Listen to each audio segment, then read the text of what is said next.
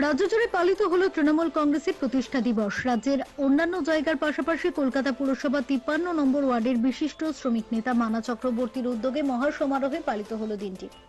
উপস্থিত ছিলেন বহু বিশিষ্টজনেরা। বৃহস্পতিবার তৃণমূল কংগ্রেসের প্রতিষ্ঠা দিবস।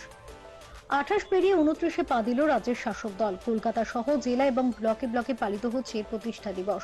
সমস্ত জনপ্রতিনিধিদের প্রতিষ্ঠা দিবস পালনের নির্দেশ দিয়েছেন দলনেত্রী মমতা বন্দ্যোপাধ্যায়। নবীন প্রজন্মের কাছে তৃণমূলের জন্মবৃত্তান্ত এবং সংগ্রামের ইতিহাস তুলে ধরার নির্দেশ দেওয়া হয়েছে। দলের প্রতিষ্ঠা দিবসে সকলকে শুভেচ্ছা ও অভিনন্দন জানিয়েছেন তৃণমূল কংগ্রেসের সর্বভারতীয় সাধারণ সম্পাদক অভিষেক বন্দ্যোপাধ্যায়। রাজ্য ও দেশবাসীর উন্নয়নের স্বার্থে মামাটি মানুষ সর্বদা কাজ করছে বলে জানিয়েছেন অভিষেক। রাজ্যের অন্যান্য জায়গার পাশাপাশি কলকাতা পুরসভা 53 নম্বর ওয়ার্ডের বিশিষ্ট শ্রমিক নেতা মানা চক্রবর্তীর উদ্যোগে মহা সমারোহে পালিত হলো এই দিনটি।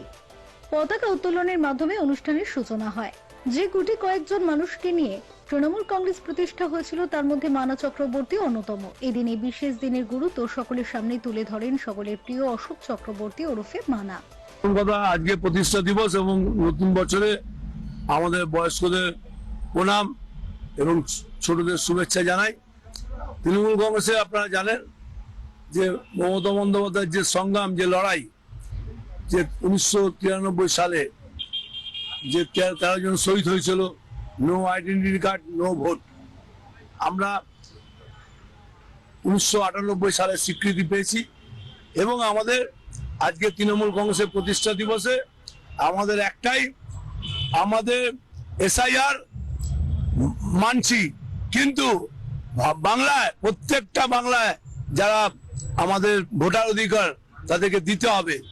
মাতুয়া সম্প্রদায় থেকে আরম্ভ করে সমস্ত সম্প্রদায়ের মানুষ, যে আজকে দেখছি যে ক্যামেরায় যে বয়স্ক মহিলারা 60 বছর 70 বছর, নির্বাচন কমিশনার তো উচিত যে তাদেরকে, তাদের হ্যান্ডিক্যাপ, তারা যাবে কি করে, তারা গরিব মানুষ, তাদের কথা ভাববা হচ্ছে না বলুন। কিন্তু আমাদের যারা জেনুইন ভোটার, সেই জেনুইন ভোটার যারা আছে, ভোটার অধিকার দিতে হবে। এর বিরুদ্ধে আমাদের লড়াই, মাননীয় মুখ্যমন্ত্রী লড়াই করছেন। আমাদের ভোট অধিকার, যারা জেনুইন ভোটার তাদেরকে ভোটকে বাদ দেওয়া যাবে না।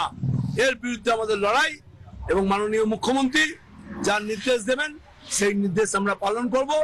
আসুন আমরা সকলে মিলে মমতা বন্দ্যোপাধ্যায়কে চতুর্থবারের জন্য মুখ্যমন্ত্রী করব, এটাই হচ্ছে আমাদের শপথ।